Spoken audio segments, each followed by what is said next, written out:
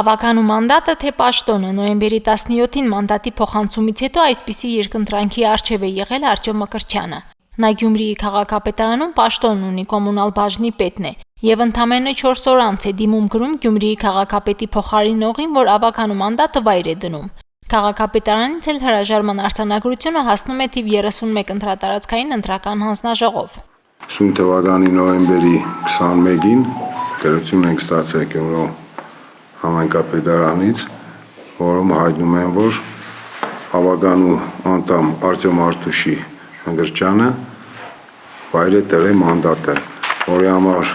կազմվել է արձանագրություն եւ նոյեմբերի 21-ին մուտք է եղել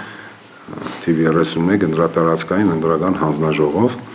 Հերթական արտահերթ նիստի պատճառն ու առիթը նոյեմբերի 21-ին ուղարկված արձանագրությունն էր։ Հանձնաժողովը որոշեց ի գիտություն ընդունել մանդատից հրաժարվելու արձանագրությունը եւ փոխանցիկ մանդատը հանձնեց Կոմկուսի ընտրական ցուցակի հերթական հաջորդ համարին։ Հիշեցնենք, Արտյոմ Մկրտչյանին ավականու մանդատը փոխանցվել էր Տիգրան Ավագյանից։ Գյումրի համայնքի ավականու Հայաստանի կոմունիստական կուսակցության ընտրական ցուցակից ընտրված եւ լիազորությունները վաղաժամ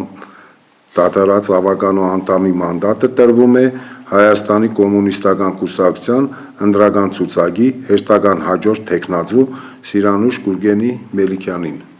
Ի տարբերություն մյուս մանդատափոխների, Սիրանուշ Մելիքյանը եկել էր իր մանդատի ետևից։ Ավականու նոր անդամը Գյումրիի քաղաքապետարանում է աշխատում։ Նա քաղաքապետի առաջին տեղակալ, այժմ քաղաքապետին փոխարինող Ավետիս Առաքելյանի գործավարուհին է։ Նախընտրեցի ավականու մանդատը, բնականաբար կհրաժարվեմ աշխատանքից։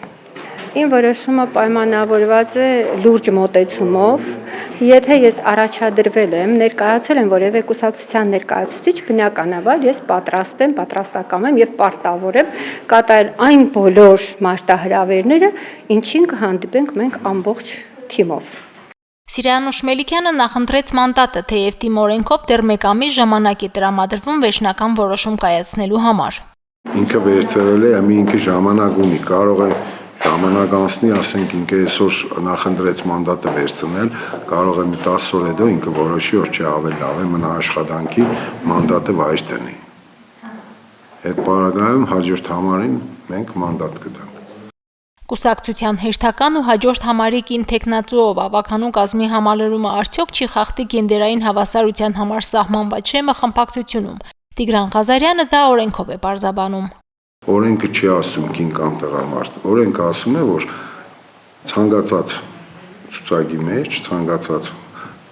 հագարակ սեռի ներկայացուցիչները պետք է լինեն 30%-ից ավել։ Այսինքն այս պարագայում ես իշքան գիտեմ, կոմունիստական կուսակցությունը դարավ 50-50։